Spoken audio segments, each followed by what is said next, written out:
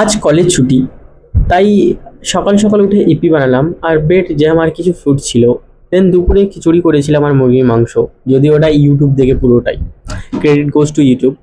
যেহেতু কলেজ নেই, বাড়িতে একা বোরিং হচ্ছিলাম, তাই ভাবলাম আজ একটু ঘুরতে বেরোবো, কিন্তু বাইরে যা বৃষ্টি হচ্ছিল, দেন ভাবলাম না, ছাতা নিয়ে বেরিয়ে পড়ি।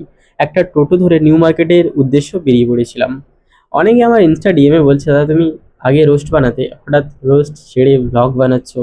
অ্যাকচুয়ালি 2022 সালে আমি প্রথম ব্লগ বানাতাম, কিন্তু কারণবশত সেটা আমাকে ছাড়তে হয়। আর আমি কোনো রোস্টার নই, আর এটা আমার প্রফেশনালও নয় যে ব্লগার রোস্টার। এটা জাস্ট ভালো লাগে তাই বানাচ্ছি।